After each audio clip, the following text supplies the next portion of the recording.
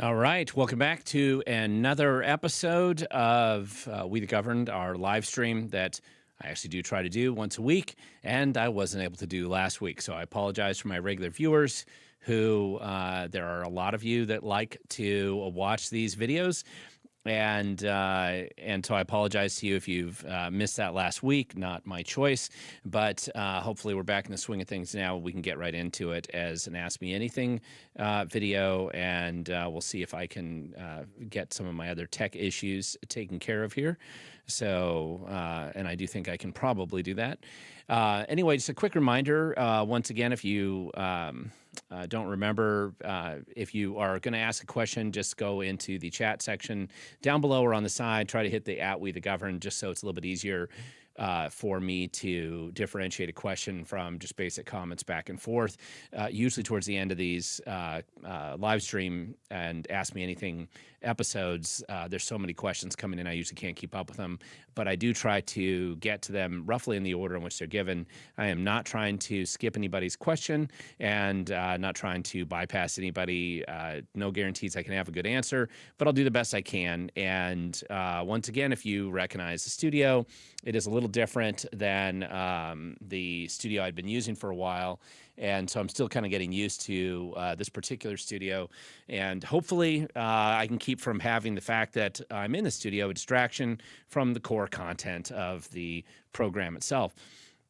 Real quick, and I had promised, probably about 2 years ago that I, by popular request, that I would go over any of the events that I have coming up if you want to see me in person. And I do a lot of in-person programming all over the state of Washington and sometimes out of state, but typically it's road tripping it all over Washington state. So just a quick overview, and this isn't going to surprise anybody who's been paying attention to what's going on with the fraud issues in Washington state over the last few weeks, the expanding fraud investigations from the Minnesota efforts, and the similarities with what's going on in Washington state as well. So some of these are going to be obviously Doge training type classes. The first one that I have is actually coming up here in a couple days. It's going to be January 8th. It is starting, I think they said 6:30, but if you get there around 6, it's probably okay. That's going to be at the Bonnie Lake Senior Center, and I believe there's plenty of room there for anybody who wants to come. If you happen to be there Thursday, January 8th, and you want to come by and get a basic Doge training class, it's relatively inexpensive, and usually that's about $15 at the door, and we'll have people there with a lot of handouts and an opportunity to chat with me. The program usually lasts for a couple hours, and then including most public questions, and then if you want to stay around later to talk to me about other issues. We are going to probably be changing these a little bit, more focused on uncovering some of the similar types of fraud that they saw out in Minnesota. So both daycare, Section 8, and other types, HEAL grants, other types of things that are also locus of fraud in Washington state. On next Tuesday, January 13th, I will be at the Ponderosa Republican Women's Club meeting that's out in Spokane at the Ruby River Hotel from 11:30 to 1 p.m. Now, that's just a speaking engagement. So if you happen to be out in Spokane and you want to come by and see me, you have to go to the Ruby River Hotel in the afternoon. And I had been kind of tempted to do a Doge training class while I was out in Spokane that evening, and I don't think I'd really officially nailed anything down. So but at this point in time, for sure, I'm going to be speaking there. That's been on the agenda now for a while. So if you want to see me and you're on the east side of the mountains, or at least in the Spokane area, that's the place you'd want to go. January 13th, Tuesday, Ponderosa Women's Republican Club at the Ruby River Hotel, 11:30 to 1 p.m.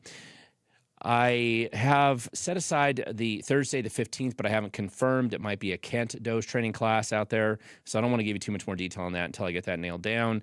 Saturday, January 17th, I'll be doing a Doge training class out in Gig Harbor at the Eagles Club, if you know where that is, 11 to 3, so that's another afternoon event.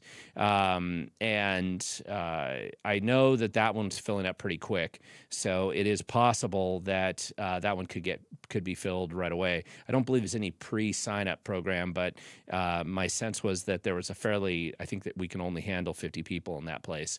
So, but if you do miss that, you can also go to a Tuesday, January 20th, Doge training class out in Burien at the Hope Church. They're telling me that program starts at 7. That's usually a little bit later than what I like to start it. But if you get there around 6:30, that's fine. You'll be set up and ready to go. That's sponsored by the King County GOP. So that's Burien, Hope Church, Tuesday, January 20th. And if you missed that, then I will also be out at the Citizens Alliance of Property Rights Spokane event, January 22nd, which is Thursday, a couple days later. So I'll be out in Spokane again if you want to see me there. And if you miss me at all those places, you can always come and visit with me and probably get a chance to chat quite a bit longer at the Roanoke Conference out on Ocean Shores. So I would recommend that if you haven't signed up for the Roanoke Conference and you're just interested in networking with a bunch of other conservative, right of center kind of Republicans from around the state of Washington, go into the Roanoke Conference from January 23rd to the 25th. That's a Friday through a Sunday out at the Convention Center in Ocean Shores.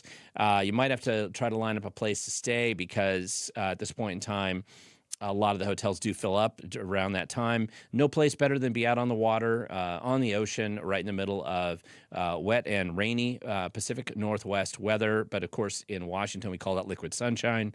It's a great place to network. You'll hear some good speakers, some programming there as well.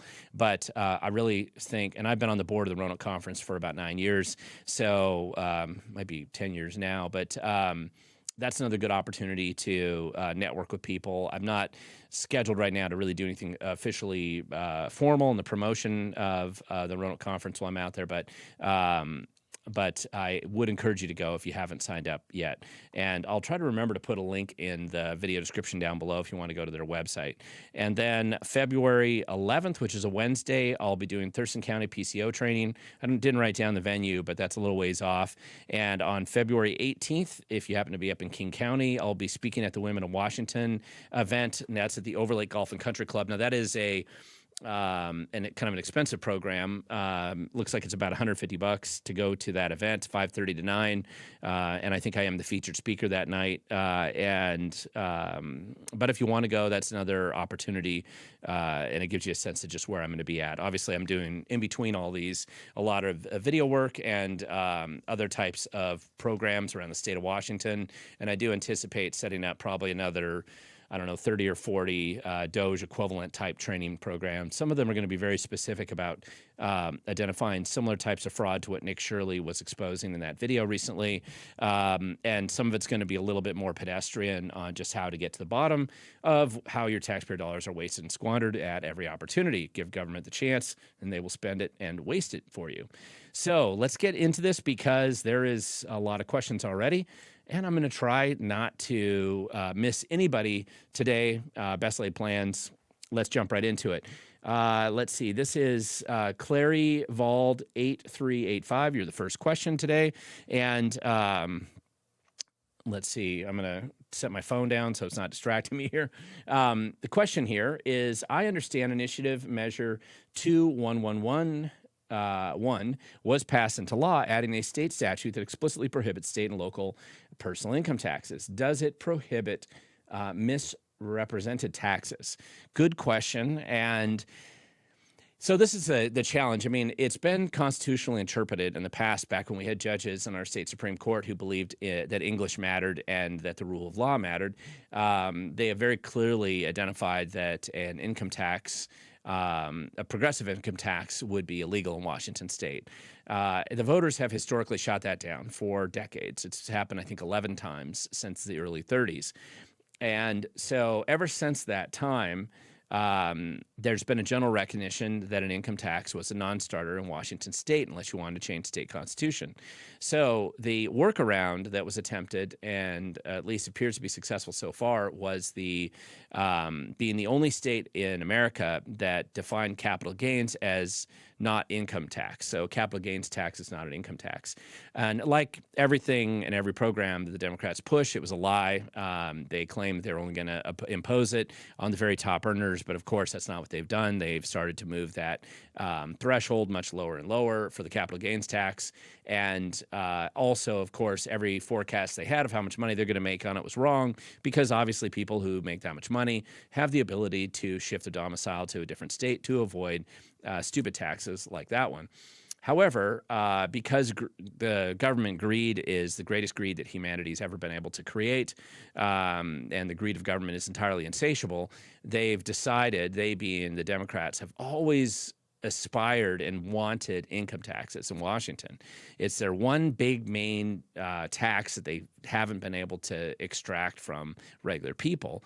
And so they feel like that they've historically felt like they suddenly had this perfect storm. They had thoroughly corrupted and completely worthless judges in the state Supreme Court. They had a majority of Democrats in the House and Senate, the majority of whom in particular have no idea of the concept of math or reality. And they had a governor that was willing to sign it into law. And so they feel like they've lined up this trifecta of corruption so that they can get through an income tax. That's the theory. But what you identify here correctly is that in addition to the challenge that would normally exist if the English language meant anything, and if we had honest judges, that the Washington State's Constitution would not allow a progressive income tax the way they're presenting this, then the other obstacle that they would have from a legal standpoint is an initiative measure 2111. And so obviously what the Democrats have to do is, now that that initiative has been on the books for a couple of years, they can legally go in and change it.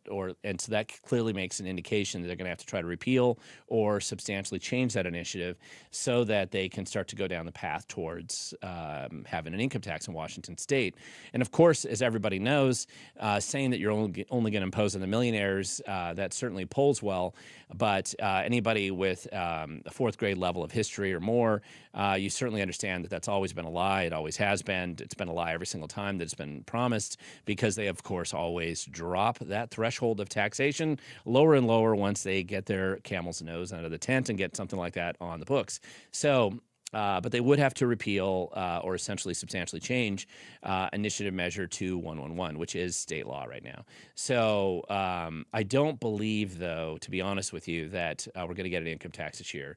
I realize that's been a proposal. It's been a threat. That certainly, there's no doubt the Democrats want it.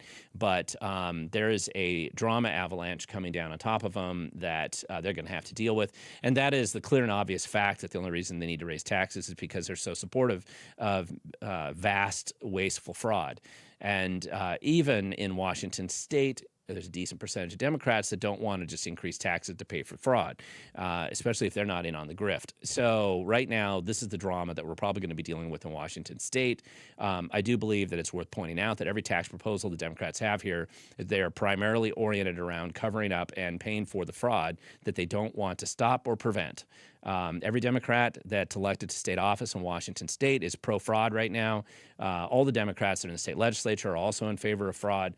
And so mainly because you kind of have to understand how the fraud operates. This fraud is considered politically beneficial to the Democrats. The special interests that grift off of it and profit from the fraud, your tax dollars stolen and lost, they will also have promises to many of these Democrats to ensure that they have get-out-the-vote opportunities, that they do ballot harvesting, that they contribute to the Democrats' political campaigns.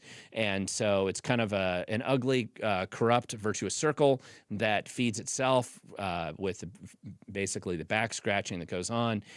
That's why Bob Ferguson looked the other way all 12 years when he was in the Attorney General's office to make sure he didn't do anything about the fraud that was growing exponentially under his watch. That's why Nick Brown, our current Attorney General, did nothing when he was the DOJ.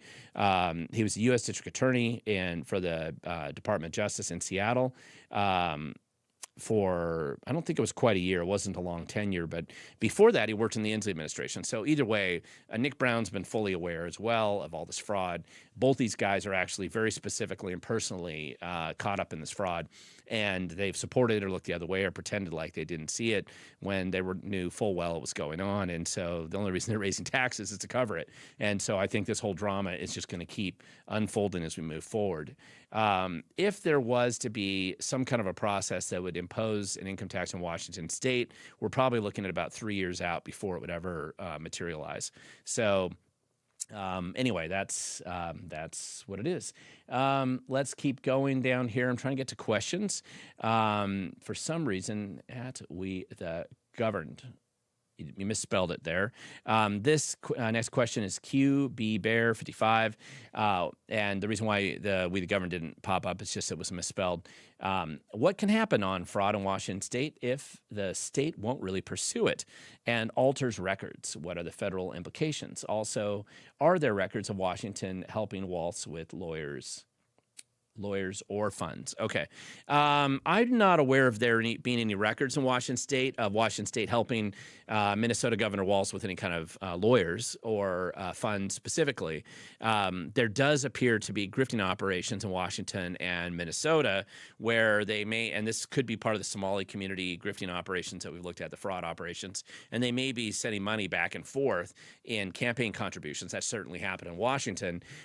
You see the mayor of SeaTac, the two Mohammeds, right? The mayor of SeaTac and the Tukwila city councilman, also under the same name. They got a lot of Somali daycare money that came into their political campaigns when they were recently elected to local office. The public disclosure reports are pretty clear on that. But the concern that you've raised in that question, whether DCYF, which would be, or DSHS, whichever agency would be assigned to supposedly audit or investigate the fraud, you can't trust them. I mean, the only way this fraud has ever occurred is it required collusion and willful corruption on behalf of DCYF employees. So whoever had been assigned to supposedly sign off or investigate or audit these grants and the monies that were obviously stolen or wasted, those employees would have had to have been paid off or basically been directed to look the other way and not actually enforce the law or follow any of the rules. And this is particularly galling to anybody who's ever paid attention to the history of daycare in Washington State, because Washington State actually spent a good percentage of the last decade destroying and attempting to put out of business most of the private daycare operations in our state. And so as they instituted a variety of regulatory pressure and inspections, and they attempted unionization. They attempted to pull daycares out of the private sector and put them into public schools. That was kind of a movement that floundered and failed generally. But so it's involved OSPI, which is Office Superintendent of Public Instruction. It involved local Department of Health inspections, sometimes state health inspections, but usually it's the county health inspections that do it under the auspice of the state Department of Health. DCYF, which is the Department of Children and Youth and Families, which used to be part of DSHS, Department of Social Health Human Services, and also actually Department of Ag, which is involved in food, inspections for food, which sometimes they outsource to the Department of Health as well. So all these agencies have been involved in piling up all kinds of regulatory costs and reporting requirements to put private daycare centers out of business. And now you see that they've implemented some kind of subsidy, federal subsidy, pass-through state federal subsidy, match state subsidy that mostly Somalian daycare centers, but believe me, it's not just confined to the Somali community. It's widespread. The corruption's pretty comprehensive. And it's very obvious that the quantity of money that they got, it required insiders. There's no way that some illegal or legal immigrants that came over here from Somalia, that they suddenly just knew how to instantly steal money from the system. It required and obligated people on the inside who work for the state to coordinate with them, to cooperate with them, and to refuse to audit, look at, or investigate the obvious fraud that was happening in front of them. So probably they were paid off. And regardless, that's what has happened. But it's widespread. It's SNAP benefit fraud. It's Medicare fraud. It's Section 8 fraud. All these kind of grants, retired community fraud, transportation, disabled people, buses and stuff are traveling around disabled. All these grants, if the state wrote a check, fraud seemed to come right after it. So we are really, really needing to pay a lot more attention and expose this stuff to a wider audience. And I believe that it's just begun. Next question here, Mark Knowles, 8159. The question is, and why did that not work? You spelled it correctly, but I think that dash at the end is why that didn't light up there. Are you aware of the tyrannical SB 5974? Yeah, that was it. I mean, that's Senator Wellman she decided to propose right after Chris Rufo's story, but before Nick Shirley's video came out, but after Nick Rufo's story about the corruption of the Somali fraud operations in Minnesota, and essentially the subtext of most of Rufo's excellent reporting there really had to do with the fact that he was identifying that taxpayers in Minnesota were some of the largest sponsors of terrorism in the world, because the cash, as reported by Homeland Security agents that worked at the airport up there, basically the suitcases of cash were hauled out of Minneapolis and sent straight to Somalia, escorted by Somalis that had stolen them from these programs, most likely, and they used it to fund terrorism back there. And congratulations, U.S. taxpayers. You probably paid for 60% of that. I'd say that the state taxpayers of Minnesota, I believe, were on the hook for the other 40%. And all that money went to help keep terrorist operations going around the Horn of Africa, out in Somalia. So good job. And unfortunately, the same thing is probably going to be uncovered in Washington State. However, again, it's much, and so obviously that bill was designed to make it so that you couldn't actually identify any of these daycare facilities as a way to cover up the fraud. This is always what the Democrats have done. This is the 10th, 12th example that I've had in the last 15 years or so, where once you get involved in exposing something, the Democrats' highest priority is to shut down transparency so that you can no longer have access to those public records, or so that they make it more difficult to deal with those public records. It's the same thing that the county auditors pushed when we were using the law to challenge non-resident voters or illegal voters that were on the voter rolls, and we were doing the voter challenge process, which is very awkward, very difficult, and we were successfully challenging hundreds of these voters. And so the auditors' response was to make it so that'd be illegal, or to make it so that if you didn't successfully remove the voter, that there'd be criminal charges brought against you. Typical. This is how Democrats have operated every single time I've ever seen exposures of fraud.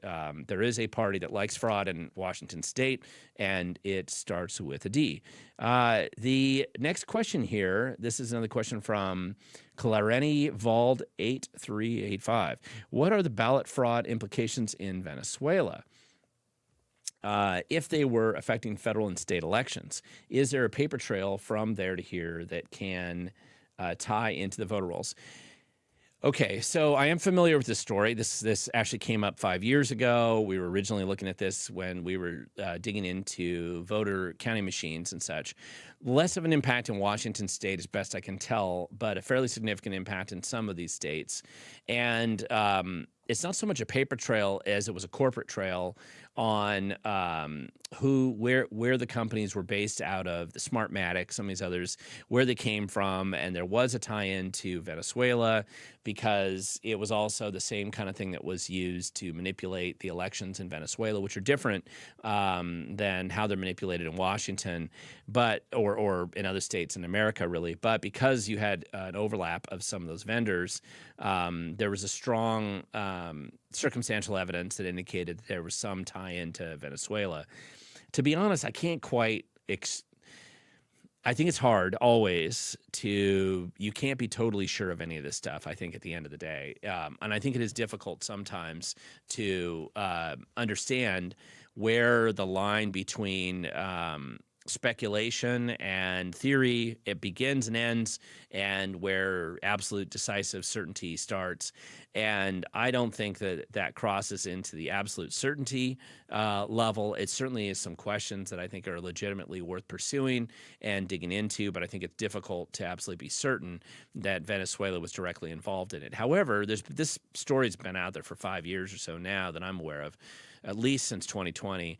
And there are serious people that believe that there's a significant tie-in, and we'll see.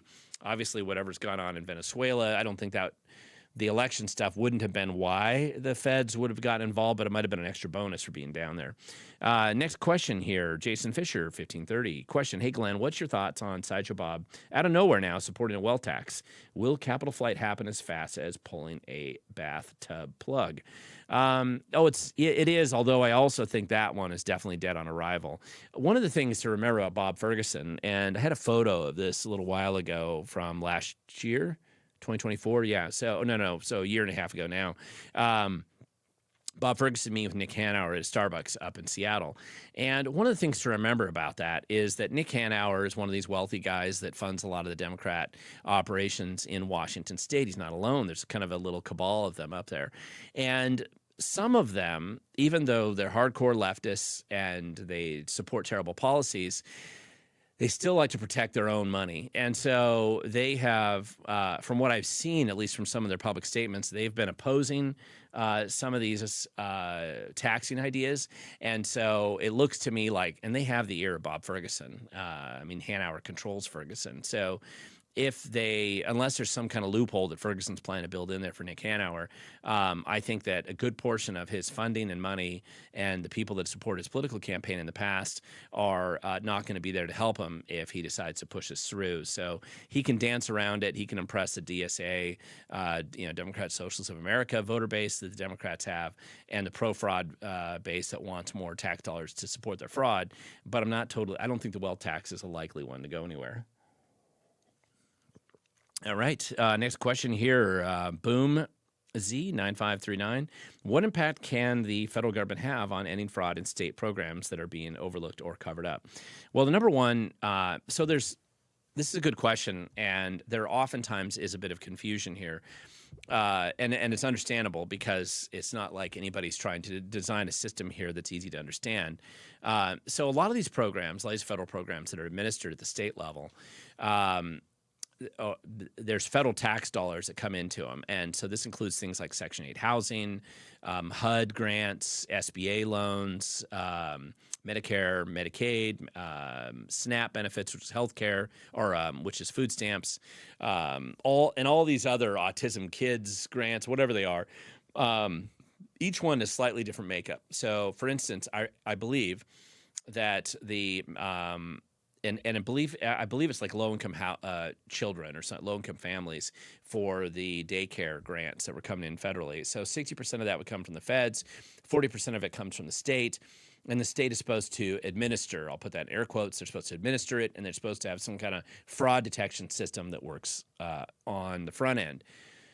For 11 years now, I've been involved in various whistleblower issues that have come up, usually through DSHS, but obviously now there's a alphabet soup of state agencies that are involved in some of this stuff, that their fraud investigation units were basically watered down, prevented from investigating, using attrition to drop their numbers into the absurd level where there's like 3 investigators for 10,000 fraud cases, things like that. And so they were doing this purposely because the attitude of the state agencies had been that the people stealing the money or getting the money, that's their clients or their customers. That's what they were calling them. And so, and they do that. You can read their emails, you can talk to them. This is kind of their internal perspective. And so their customers, that were coming in and stealing money and ripping them off, they don't really want to expose their fraud, because if they do that, they have the feds basically cut that equivalent amount of money from the state budget during the next budget cycle. And these employees who work in these agencies view that as a potential threat to their job. And so we create a corruption cycle where you kind of franchise the fraud factory, right? So you create this corruption cycle where basically the employees don't want to actually find the fraud, because if they do find the fraud, it cuts their budget. The more their budget gets cut, and the fewer clients that they have, the potential they're going to lose their job because the agency may have to downsize. And one of the direct results of what's happened, I think, with a lot of deportation out of Washington state and a lot of illegals getting captured, especially criminal operations where they're taking them and arresting them in our state, is that there's been a decline in the clients using SNAP and Apple Health benefits and Medicaid. It just has. It's smaller. I actually didn't believe this until I went back and looked at it, and it looks like it's in a decline right now, which isn't because the economy is so much better. It's really because a lot of the bad guys have been caught, or they're afraid to come out and get benefits because they think they're going to pop their head up above, get it too high, and they're going to get caught by ICE or something. And so basically the fraud levels have dropped, and so there's fewer benefits being issued, and the employees are panicking because they don't want to lose their job. And so the last thing they want to do is actually expose fraud and do anything about it. Most of the employees are actively involved in covering it up or looking the other way or pretending it's not happening or using any excuse they can find to not look at it closely, because they are concerned they lose their jobs when there's not enough people stealing money from the programs. but each program has a different budget. So SNAP benefits are 100% federally funded, and 50% of the administrative costs are covered by the feds. Medicare, I believe, is 100% federally funded, but the administrative costs are entirely absorbed by the state. And again, each program kind of breaks down in a different way as you go down the line. And so the federal government has a legal authority to investigate and prosecute people who are involved in fraud or stealing anything where a federal dollar there's a nexus to a federal grant, which all these programs have. If there's not a federal dollar clearly tied up in the grant program where the fraud is occurring, there is a public integrity series of laws and rules that exist to allow the feds to come in under certain circumstances if the threshold of fraud or public integrity violation is high enough. And technically in the law, it's $5,000. In practice, it usually has to be over $100,000 before the feds are going to really look at it seriously. And then they dig into it. And that's why you see some of these fraud investigation stories that I've done in the past where they were prosecuted in federal court because the state's going to save the money. And instead of having it done in local superior court, they'll kick it up to the federal court so the feds can take the cost of prosecution and it just absorbs that cost, and then the county doesn't have to do it. But the feds have a lot of power in this. They just have to they don't necessarily have a big enough manpower to deal with all of it, but they do have a lot of power in this should they choose to go do it. So we will see. There's a lot of other stuff in here, a lot of questions here, but let me get back down here to a real question. TZ Burton. Can you comment on HB 2210, ranked choice voting, with 70% of the state being Democrat or left-leaning independent? Why do we need this? And it isn't 70% of the state. It's you're probably looking at about 55% of the state that's assuming that there's any accuracy in the elections with some of the voter roll stuff. But ranked choice voting is kind of like this dream scam that the Democrats have promoted for a long time. For the most part, it's opposed by Republicans, especially when it's been rolled out as such a fiasco in every place it's been tried. People don't realize we did try ranked choice voting in Pierce County a number of years ago, and it was an abysmal failure. And ranked choice voting has all kinds of other problems with it. It just is from a Democrat bill, it's like one of these bills that they propose. They'd like it to go somewhere. There's a lot of money behind it. But in the current circumstances, especially in a limited short session, which we have a 60-day session coming up here, that's probably not the bill I see them going anywhere on it. Really, they'll have a hearing. They'll make a circus and a song and a dance like they've done before. I don't see that particular one going anywhere. And again, I think it's mainly just because they are, they're not going to be interested in getting to the bottom of it. And part of it is they just don't want the drama or the crisis. So it is one of those issues. I'm trying to get back to this. Sorry, guys, I just lost my comments here, and I'm trying to get back to my comment section, the restore chat. There we are. And I lost it there for a second, so you could tell I was distracted. Let's pop that out again, and let's see where are we at here. That last question was Jason. Nope, where was that? Sorry, a lot of questions there now.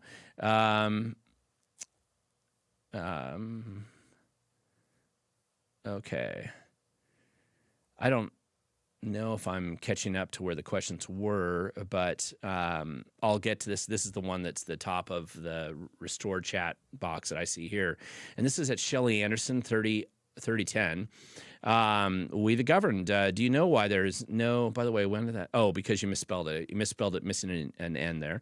Do you know why there's no GOP office in the Tri-Cities of Washington? I wanted to sign the voter ID, but nothing close to me. I do not know why there's no GOP office out there, but I do know there were people at a number of stores out there collecting signatures quite a bit. In fact, I happened to stop by the Tri-Cities. I was doing some presentation out there in December or November, and I stopped by and picked up a bunch myself that I kind of Pony Express back to the Let's Go Washington people myself. Many of us that travel around the state a lot, we kind of volunteer to do that as we're traveling around to help them out. So I do know they were collecting quite a bit, but I don't think they had a GOP. I think you're right. I don't think Benton County or Franklin County has one out there. That's a great question. You can ask them. I don't have an answer as to why. Let's see. Michael Case, 8231. Speaking about fraud, could this scam with the daycare, voter rolls, and the abandoned investigation into the housing crisis be all the same base issue? And the answer to that is yes, it is. And part of it is the Democrats have they've just decided they're the pro-fraud party. And so fraud works in their political best interests. It supports the constituencies that do the get out the vote efforts on their part or the ballot harvesting on their part. And so that's all tied in together, and it's about scratch your back, I'll scratch mine. I'll scratch your back, you scratch mine. So the state agencies don't, see no evil, hear no evil, find no fraud. And the politicians pass stupid laws that loosen up the rules so that fraud is much easier and there's no enforcement mechanism against the fraudsters. And then the fraudsters steal the money and then they kick a little bit of cash down the road to the politicians or help them get out the vote. And that's kind of this corruption circle that we see going on right now. And that's what is going on. Let's see. Keep going down here. I see a bunch of people saying that they're going to leave or they're going to. Yeah, you can go ahead. I mean, you can leave Washington State if you think you're getting out of this. You're delusional. I've been helping activists in Idaho and North Dakota and South Dakota and in other states deal with a shocking level of stupidity on the Republicans that exist in those states because they think that because you have a Republican locally or that somebody has an R next to their name, that's somehow protecting them from the fraud. But the reality is once somebody gets a taste of set up fraud operations in places like Washington or Oregon or California, and they're not good enough to work in the A squad level of theft, they move out to Boise and Missoula and Billings and Rapid City and wherever they need to go, Laramie, Wyoming, and they set up the same operation there. And if you think it's you're going to get away from this, you might buy yourself a couple years. But basically, all these things are going on out there as well. Even listening to Harmeet Dillon on the vote roll cleanup, even in the states that were trying to clean their voter rolls up and they aren't pro-fraud, they found a shocking volume of dead voters, of illegal voters, of people that shouldn't be on the vote rolls at all, don't exist, even in those states.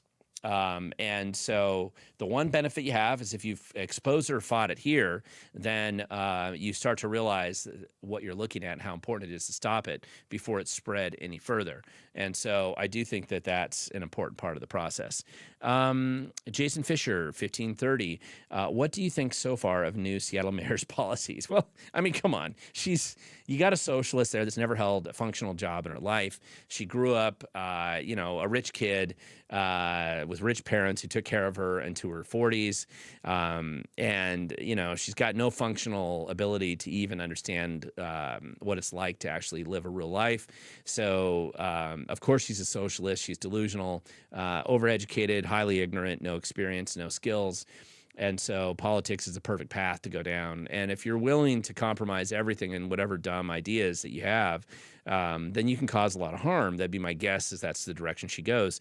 But generally, the incompetence and stupidity and just general failure levels of people like this when they get into these positions usually generate so much bad will over time pretty quickly that they usually, even in the Democrat Party, don't last forever, even a place like Seattle. Her election was pretty close.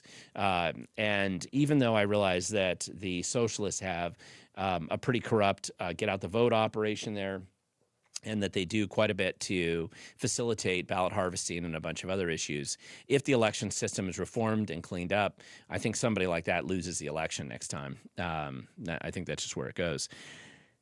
Let's see. Somebody's talking about watching a video yesterday where Somalis living in Seattle Housing Authority homes were running subsidized daycare businesses out of the homes. That's true. They are doing that quite a bit. Let's see. It's been happening since 2018. Yeah, so it's probably been happening a lot longer than that. Let's see. I'm trying to get down here to questions, guys. A lot of commentary back and forth. That's great. Lots of questions here, and I'm just trying to get down here and find actual questions for me. There's a question. Here we are. Jason Fisher, 1530. Question: what other legislation should we expect to see drop for the next legislation season? Well, I think that this fraud issue is going to generate a lot of election proposals you'll see from the Republicans. They may get a hearing or two along the way. I don't think any big changes are coming out of the legislature this cycle, mainly because it usually doesn't happen during sessions like this. The wokesters will probably try to protect. They'll do some kind of last Hail Mary effort to protect places like Evergreen State College or some other places that are obviously going under pretty quickly. OSPI is going to try to do things to water down the initiatives which were turned in. I was there last Friday. In fact, I do plan on, I recorded the presentation at the Let's Go Washington submission of the 2 initiatives. It was a great event. It was rainy, so it wasn't, and it was kind of a cloudy, rainy day. And they came in, they did a great job. They had 445,000 signatures on one of them and 416,000 signatures on the other. They only needed 309,000 on each.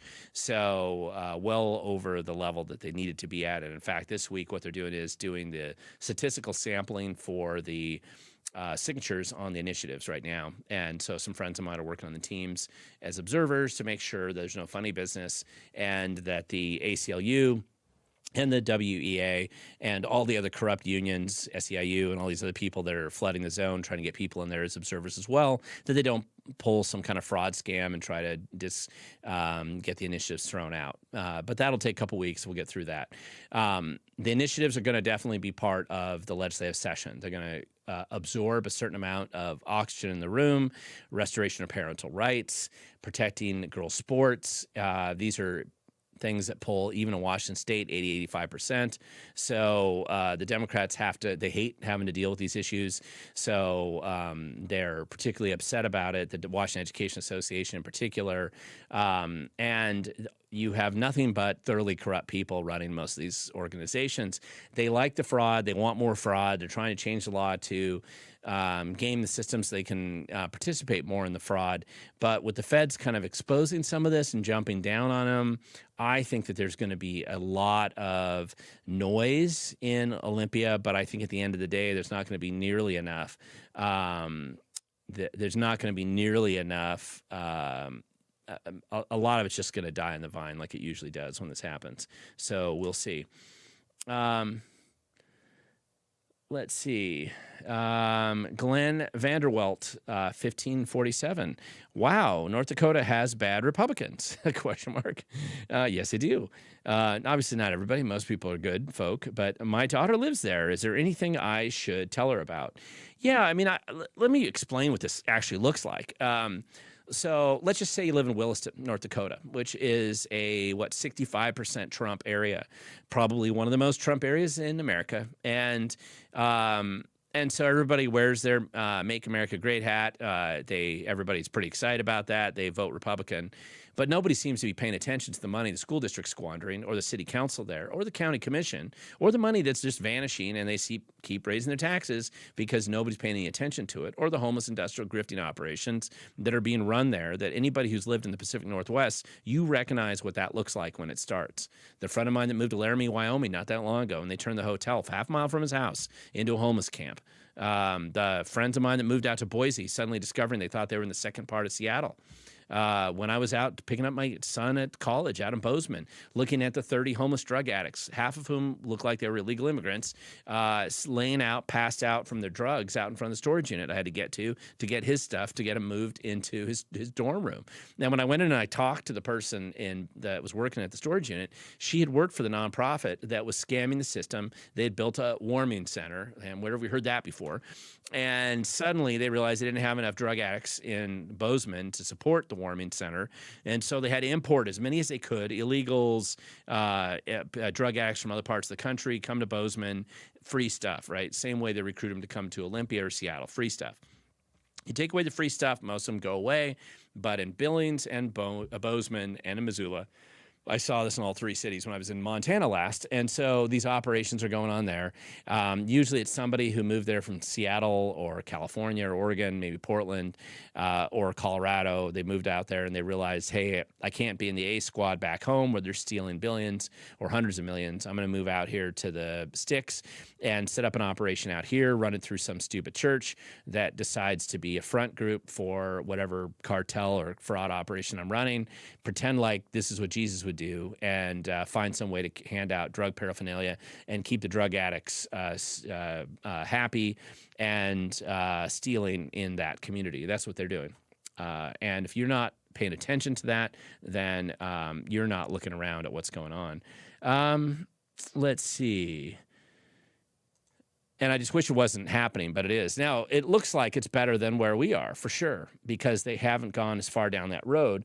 But if Washington totally goes down the road and there's no opposition, all the left does is export it 100% to Idaho and Montana and North Dakota and South Dakota, like they're already trying to do, and Wyoming.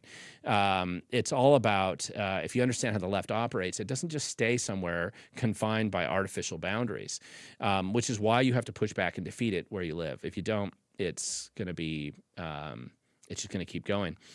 Let's see. Jason Fisher, 1530.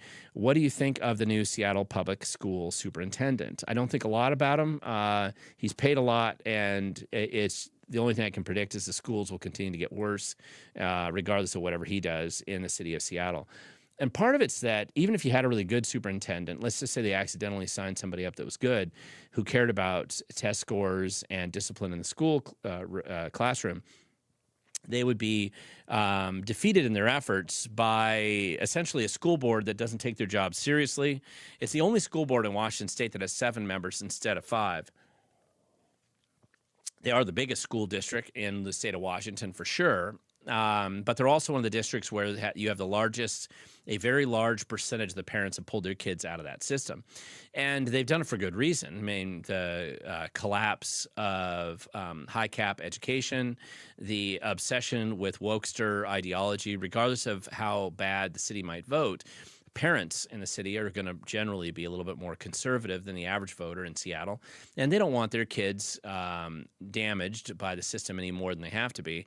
And they usually are educated or overeducated people, and usually they have money. I mean, Seattle has a lot of fairly wealthy people, and so they don't want their kids destroyed in a collapsing education system either. But the problem is you got the school board that gets elected by a bunch of people that don't have kids in the school system, a bunch of Democrat socialists that are trying to trash everything and steal as much money as they can. And so it just becomes this very difficult cycle to get through. Discipline is a big deal in the Seattle school districts as well. One of the things that does impact collapsing test scores is the fact that you have no discipline in the classroom. There's no consequences for really bad kids. One disruptive kid in the classroom gets coddled, gets a lot of attention, and they get to disrupt and slow down the educational progress of all the other students in the classroom at the same time, and they get to do it for years. And so those other kids don't advance anywhere because the teacher's distracted by trying to discipline the one crazy kid that the school system won't let them pull out and deal with in a more controlled environment. And it is one of the issues that you see out there. Jay Watkins, 1776. How do I sign up for the Gig Harbor Doge? That's a good question. I think that one, you may need to contact the, I'm not sure which group is running that. You may need to just show up there at the Eagles Club, 11 to 3 on the 17th, and, be there 11 or maybe slightly earlier just to make sure you get in the door. Usually when I'm doing these, we'll take everybody we can, but eventually you reach the point where you run into a building, a room capacity, and I think the Eagles Club there is 50, if I remember right. Boy, don't quote me on that, but I know we already had like 30 people already signed up, maybe more, and oftentimes that tends to a lot of people, Pacific Northwest culture is never to RSVP. And so I don't know how much that you can sign up for in advance. But reach out. If you do live out there and you can contact the local Republicans, you can ask them. There may be a way to sign up through them. Otherwise, be there right when they open, and you got a good chance of getting in, most likely. Repentant Remnant 777. Washington Department of Fish and Wildlife is closing 2 hatcheries because of the budget. But if you go through their budget and look at DEI type initiatives, there's more than enough. Yes, I know. I mean, the idiotic. Yeah. I mean, it's all priorities, right? So whoever is tied into stealing the money for whatever their political purposes are, they're the ones that get the cash, right? So I think a lot of people, and listen, I'm really glad you looked at that, because it is worth saying, listen, if you want to save the money, get rid of these DEI programs over here that are useless and worthless, and we can keep the hatcheries going, right? And you would think, especially for fish and wildlife, that would be a pretty logical and a rational way of looking at things. But it isn't, because they're just so corrupt, and the political pull of the people probably getting paid through the DEI operation is probably greater than the poor sods that are out there working at the fish hatchery doing something semi-useful and productive. It's one of the rare things that government does that kind of works sometimes. And of course, that's usually what they're going to shut down first. That is the way it usually operates. Let me see if I can drop down on this again below this. And right below that, yet a second part of that question, I'm assuming. Repentant Remnant 777. Allocations to keep one of the hatcheries open. What can be done to correct this egregious abuse of fish population? Well, and really it's more of a budget issue, right? So I always think it's useful to go and make presentations to legislators, laying things out like that in a pretty specific, organized way. If you've looked at their budget that closely, then you're already aware of some of the opportunities to find savings. Used to be when I would confront people about not raising taxes years ago, and I go to a budget hearing and talk about it. One of the things that they would oftentimes, they used to do this, they would say, well, okay, if we're not going to raise taxes, then where are we going to get that savings? And they would throw that out because people who were angry about the taxes rarely did the research on the budget. And so when they started to do that, I used to train people to go dig through the budget and find the savings in the budget of things that could be cut. Once the elected officials and the bureaucrats started seeing activists come prepared with, here's the cuts that I would make. Here's $3 million here, $2 million there. These useless employees could all be fired over here, whatever it is. And they didn't like it anymore. And so after that, it's a closed book, right? They don't want to hear anything. But if you keep delivering information like that, it really, really does make a difference. And I think that it's pretty important to do that. Let's see. And Jay Watkins, 1776. I checked the. Sorry, I skipped down through some questions, so I'm gonna have to go back here. But I'll Jay Watkins, I'll do your question here next. I checked the Eagles website and I didn't see anything on their calendar for that day. That's right. I don't think the Eagles are doing the sign up. The reason why the people who were locally organizing that out in Gig Harbor got that date is because there was an opening on the Eagles calendar, and that's how they were able to use it. So. You would have to go through that group. And I didn't write down who they were, but I believe they're tied into the Republican Party. So contact the Republicans out there, find out who their local person is, but you can also just show up and pay at the door, which is sometimes an easier way to do it. Let's see. I'm going to go back up because I had missed a couple questions before that. IDR, iWizard, subsidies incentivize behavior, ? Do lawmakers know this? Yeah, they do. I mean, they definitely do. Again, you have some highly senile senators and legislators, especially on the Democrat side right now. A lot of really older legislators in there. They're worn out. They don't write any of their own bills. They essentially just sign the bills that people throw in front of them. And listen, if you're really good and you're tied into what's going on in Olympia, you can write the bills for them, come in with your first draft, and it still has to go through the code revisor's office if the legislator signs off on it, and they have to send it down, and the code revisor brings it back. But they'll sign off on that stuff, and none of those bills are written by the legislators. I would say very few, especially on the Democrat side, but even on the Republican side, it's usually drafted or originally the idea is put together by somebody else, like a lobbyist group or and very knowledgeable person on that statute at some point in time in the past. Or what they're doing is they're pulling a draft bill that's just in the archives out of the past. So they'll go down, a legislator will go down to the staff and they'll say, listen, I want something that repeals the Growth Management Act. I want to propose that bill. Well, that bill's been proposed 30 times. So they go back and then they say, here's 6 options. Tell me which one you think's best. And so the legislator will pick the one they want. I mean, this is if they're highly engaged, and they'll get that one. And then that's the bill that they say that they propose. It sounds good at the Lincoln Day dinner. And even though they don't get a hearing on it, at least they made some progress on it. The Democrats do a lot of virtue signaling bills too, just like the Republicans. Even if they have the majority, there's incentive for them to really not resolve some of their objectives and goals. And the reason for that is that if you show evidence to the lobbyists or the political insiders that are feeding you campaign cash and getting out the vote for your campaign, that you're working hard for them in Olympia, you're making progress, you're fighting those Donald Trump or whatever it is that they're selling themselves on. So if you do that, you really don't want to be the solution, because they stop giving you money once you've solved their problem for them. And so there's this really kind of odd incentive that politicians will have, especially if they've thought this through completely, and they'll think, yeah, maybe I got to make this seem harder than it really is. Let's make sure this lasts for 3 election cycles, or okay, we finally got it in on the 8th one. Now, sometimes it's legitimately hard. If you're downsizing the state or you're shrinking the size of government, that battle is epic and difficult every step of the way.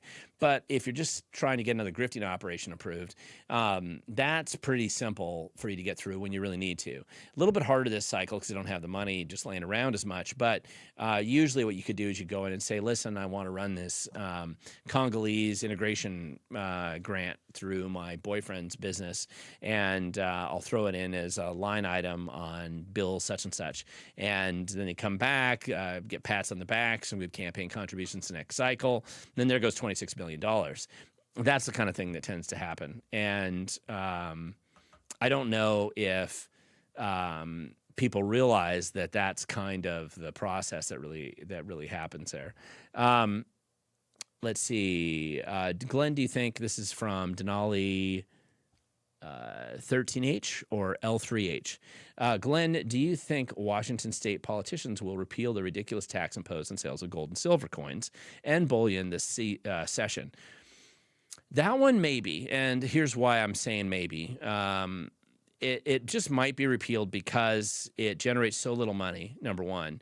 Number two, whatever money they predicted it was going to generate, it's probably not even getting close to that.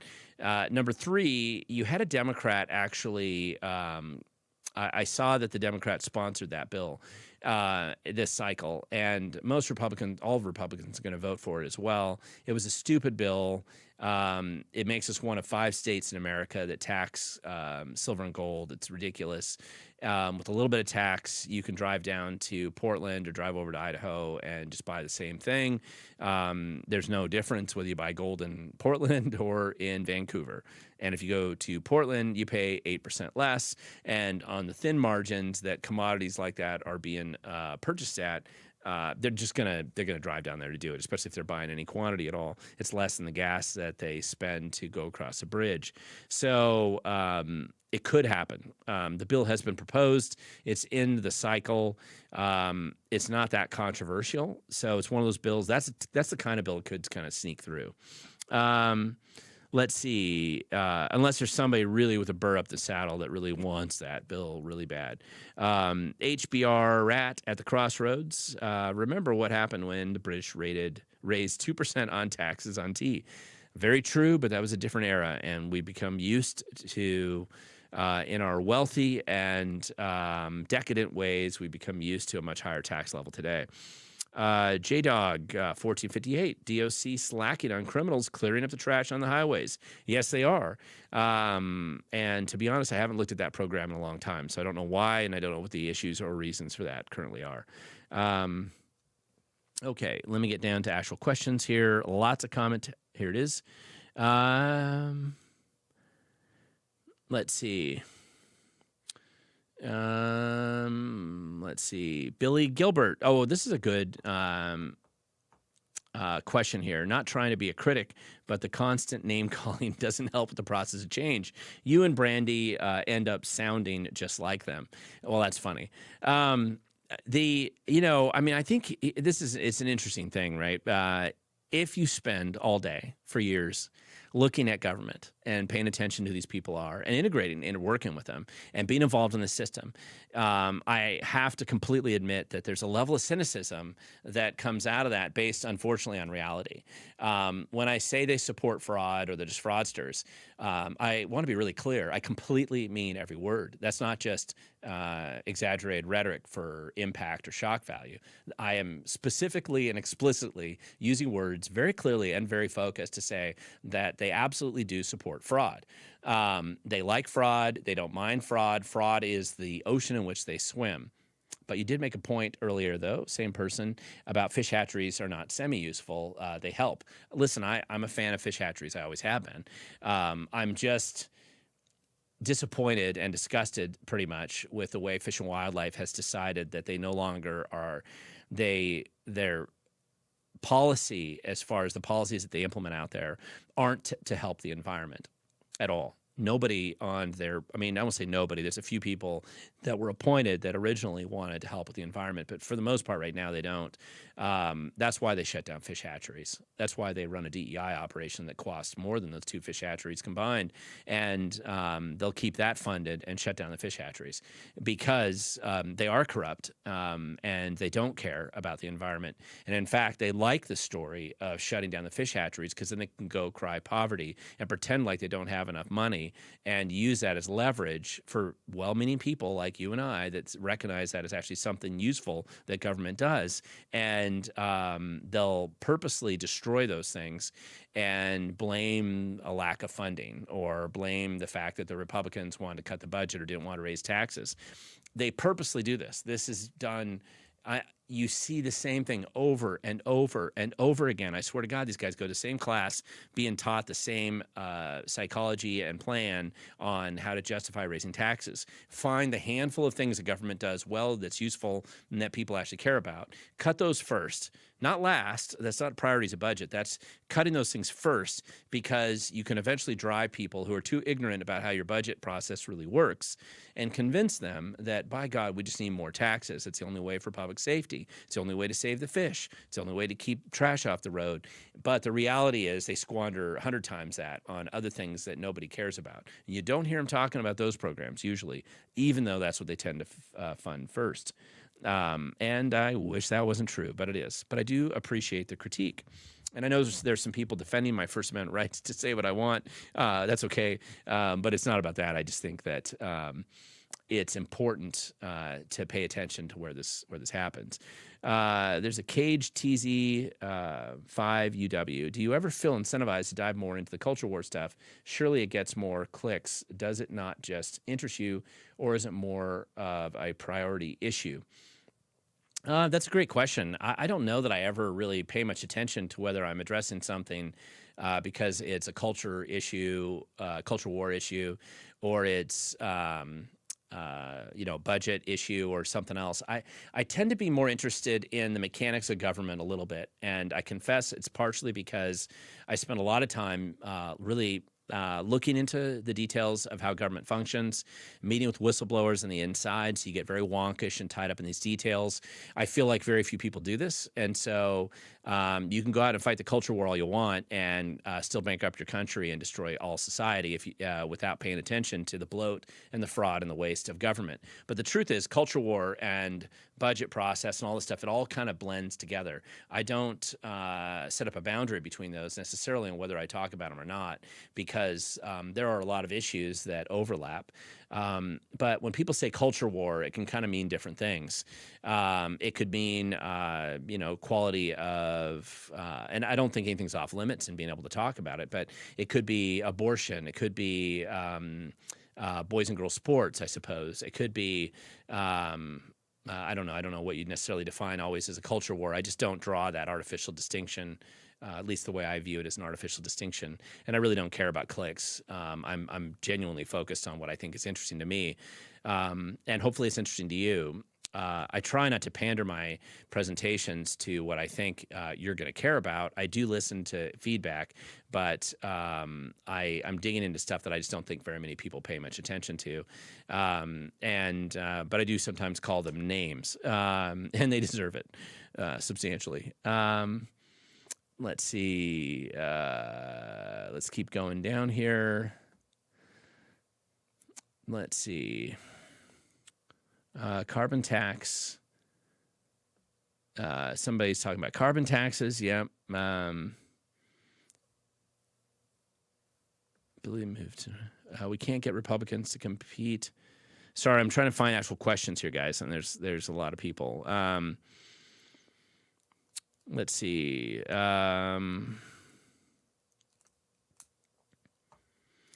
Let's see. I'm going down here.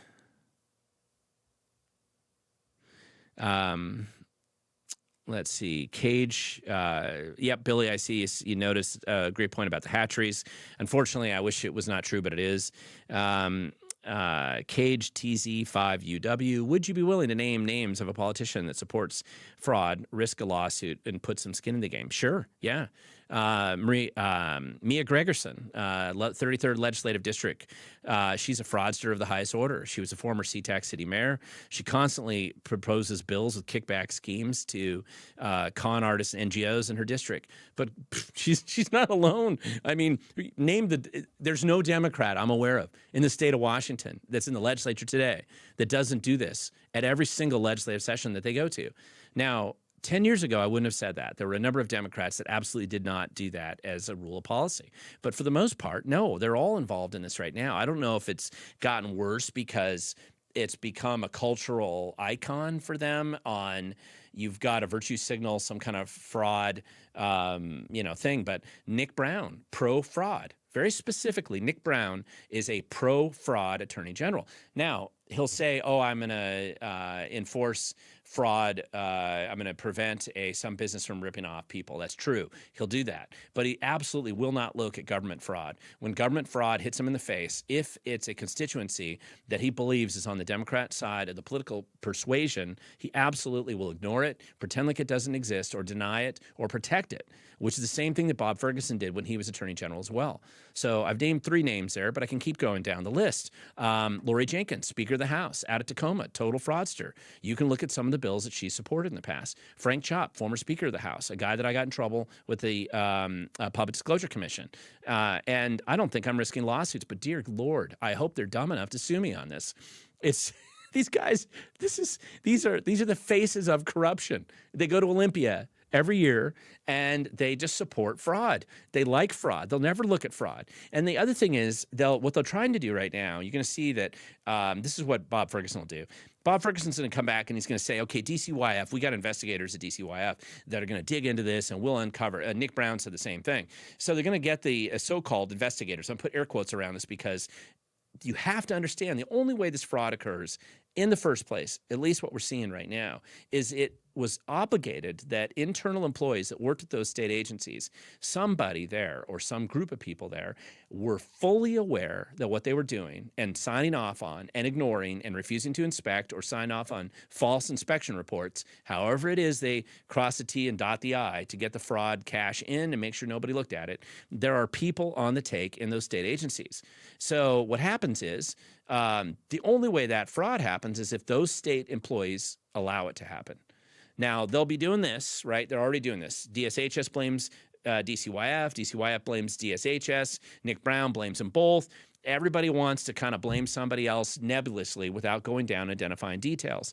So if he has to pretend like there's an investigator looking at this, they'll assign the already corrupted employees who can't find fraud or want to find fraud and certainly don't want to throw their fellow employees under the bus. So they don't have any incentive to expose the truth. It'll be just like the Washington State Auditor review of the unemployment fraud where $600 million disappeared.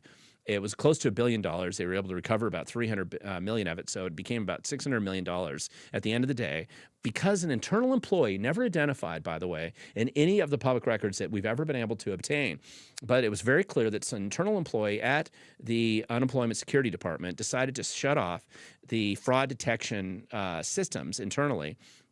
They've never been held accountable. Never. Not once. If you can be basically personally responsible for having $600 million stolen out of the state budget and with no accountability at all, and everyone involved covering up your name, concealing who you were, and hiding exactly how it all happened. And the state auditor's whitewashed report basically shows that. It's massive report that produces no value, and other than just explaining, oh, terrible things happen. It's ridiculous. These guys are fraudsters. And it's not alone. I mean, Sean, the guy out of Seattle right now that thinks Cuba is the perfect representation of socialism and that it's a great functioning society. He's in the 46th Ledge District. Sean, is his name Sean? Representative Scott, something like that. Anyway, there's another fraudster, absolutely pro-fraud. I mean, I'm not saying that he tattooed it on his forehead, but he certainly lives it every day. And so there's a bunch of these guys. They love fraud. Fraud is what it produces the financial river under which they fund their political campaigns to get out the vote effort, the ballot harvesting operations, the NGOs that they flood cash to. They're totally in favor of fraud. And they're going to find any excuse they can to try to avoid it. So anyway, and I've been in court 38 times in the last 10 years. It's I don't even know, but I certainly would love to do discovery on whoever files a lawsuit against me. That would be fun. Let's see.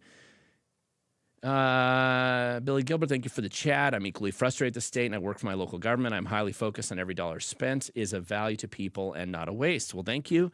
That makes you a rare commodity in government, and I wish we had more people who work there.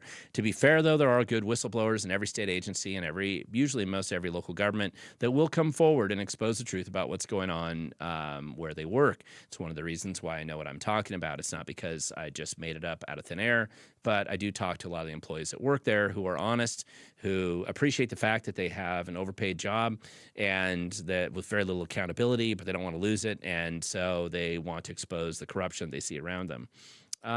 Let's see. Jason Fisher, 1530. Do you have any updates on the natural gas initiative lawsuits and other cases? I do have one on that case, not the natural gas lawsuit. I don't think anything's changed since I last did a live stream, but the lawsuit out of Island County, I believe there was substantial headway made on getting that case tossed.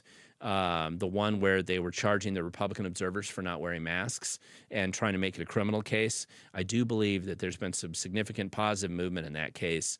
I just was reading about that earlier today, but I don't have anything down there. Let's see, right down here, a little bit lower here. Boom Z9539. When will we see new approval rating numbers for Bob Ferguson? Well, I mean, that's a good question. Whenever you see a story that comes out about approval numbers like that, mostly what it's based on is it's just based on somebody who decides I'm going to run a survey, and they run that survey and they say, okay, we're paying for this survey, and we'll do an approval. We'll take our 800 people or 600 people, whatever their sample size is, and we'll survey them on, do you think Bob Ferguson's doing a good job or not? And that's how it works. It doesn't mean that they're official approval numbers. It is also can be biased depending on which organization does the survey. Bob Ferguson, though, he's probably done regular approval surveys for himself, but they aren't made public. They're secret. He uses campaign funds for them, and he's going to run those because he's going to want to kind of measure where he's at and read the tea leaves if he has to do something to fix his approval rating in some category or not. More sophisticated politicians will do that, and I do believe Bob Ferguson would do that because there's nothing that matters more to him than political power. But I haven't seen anything really come out lately. I would anticipate that either the Center Square or the Washington State Standard, somebody like that ends up running a classic poll. They don't do it, I don't think, more than a couple times a year, but we'll see what happens when that comes out. Michael Case, 8231, with the midterms coming up, has any GOP leadership formed or organized a common viewpoint for the election? Sure, there's always groups of people that have gotten together. Mostly it's planned around, probably, as far as I know, in the groups that I've spoken to, mostly it's going to be focused on picking up seats in the House, picking up seats in the Senate, picking up seats in a specific county. Some of it's going to be focused on at least 3 I would say 2, maybe 3 of the congressional races in Washington state. The 4th, because Newhouse is stepping down in Eastern Washington. That's a conservative district, so that'll become a free-for-all. And the 3rd congressional district, which is where I live, I'm the north end of that one. And because that's one of the battleground districts, as it has been for the last couple of years, that votes for Trump but has a Democrat congressional candidate representing him right now with Marie Glusenkamp there. Those will be the 2 that most people will focus on in our state. The 4th district is because there's going to be a new congressman no matter what. The 3rd, because it's always a potential partisan switch. The Democrats hold it now, and they have to spend a lot of money to hold it. And John Braun, who's the Senate Majority Leader in that district from the 20th, but he's in the 3rd congressional district. He's running, probably the front runner, just by the fact that he's got name recognition and money. But he's going to need about 10 times the amount of money he has right now if he's to have a realistic shot at prevailing. Despite the fact there's good Trump numbers there, you still have to run a real campaign. And whether the Republicans have the ability to overcome the incompetence and stupidity and corruption of their own consultants is a separate question. And I don't have any way to answer that. Let's see. Wolf Lord, ZH1HS, is the first step for Doge Washington to get public records request receipts of the budget. Public records of budgets are important. Budgets, contracts, bank statements, expenditures, per diem reimbursements, credit card receipts, all that kind of stuff. Some local governments are more transparent about this than others, so it's a little bit easier to get. At the state level, they do have the state checkbook that you can download databases from and see what they've got published out there right now. So go through whatever part of what you need to do is just go and look at what's already public, see what you're missing from what you've seen that's already public, and then break it down from there. The next step after that is usually either whistleblower recruitment to identify what you're missing that's not obvious in the public record, or do what Nick Shirley did and others, where they go actually visit maybe sketchy or questionable locations to see if it matches the paperwork that's on file. And essentially, that's, it's not glamorous. It actually, it may appear glamorous when you see Nick Shirley's video, but you're really only seeing a teeny little slice of that pie. You aren't seeing the security team behind him. You aren't seeing the hundreds of hours of work that went into, probably thousands of hours in some of those cases, of doing the deep dive into public records and tracking and making sure you're talking about the right place, you're going to the right address, cross-referencing other paperwork with the Secretary of State's office or whatever it is you have to do. It's a lot of work, actually. Cody Jones, 1172. What do you think about the call to boycott income taxes? I've heard it all before. Don't believe it now. And it's easy to make that call. What I find is the people making the call are rarely the people who actually do it. They just want somebody else to go and die on the hill for them. So I would say eliminating the tax so it doesn't happen in the first place is usually a better plan. Let's see. IDRI Wizard, regardless of state employees' willfulness or intent, department heads should be held responsible for fraud that takes place under their leadership. I don't disagree. I agree with you on that. No one loses their job when massive fraud happens, and I agree with that too, unfortunately. When there's no justice and you're robbed by, violently tossed around by, deprived of rights, and held hostage by a criminal mafia, well, you have to handle it other ways. I know people say stuff like that, but the reality is let's try to get this done and fix it and correct it. We are here because of the laziness of previous generations, the sloppy, falling asleep at the wheel, apathy of people who could have fixed much of this when it would have been a lot easier when it was a much smaller problem. But that's not how it goes. Let's see. I'm going to keep going down here. Follow up on fraud question. We can be consistent in name and shame Trump's charity fraud misuse in 2018 or his false elector scheme in 2020. Correct. Listen, you can look at the ants running around the field and say that there's problems there, and I wouldn't disagree with you. But you can also look at the giant bulldozer that's coming down that dwarfs it by all orders of magnitude and recognize that the primary fraud that's stealing money from you today exists in public office. And in our state, they all have a D next to their name. not because Republicans are angels, just because the Democrats are in charge of everything. And so all the money's controlled by them. Once the Republicans get in charge of Washington State, I'm sure we'll find some fraudsters in their crew too. But at this point in time, the people who are running the show here and stealing the money, endorsing it, supporting it, and continuing to feed it are all Democrats or socialists, somewhere in that space. And they enjoy it, and they're doing it, and nobody's holding them accountable. Let's see. Question, will the 3 initiatives make it to the ballot? Parental rights, men and women's sports, and voter ID. What do you think the chances are of each? The voter ID is not going to happen. They didn't get enough signatures, so they weren't able to turn it in last Friday. The other 2 absolutely will. They got plenty of them. What might happen is the legislature could pass them. There's not a 0% chance of that happening, but I don't know what percentage of chance that happening it actually is. The Democrats may have so much infighting going on in Olympia right now in the feeding frenzy over the stealing more money and trying to get more cash in their pockets that they may decide to ignore it or virtue signal voting against it, so it shows up on the ballot and it'll be a November election. Well, one way or the other, these 2 are either going to be passed as law or they're going to end up on the ballot in November, and that's where we're at. So with that, guys, I've done this. This is for my first live stream back. I'm happy that I didn't have any ridiculous problems with any kind of technical problems here tonight. So hopefully this worked out pretty well, and I hopefully that you found this to be a useful and helpful live stream tonight.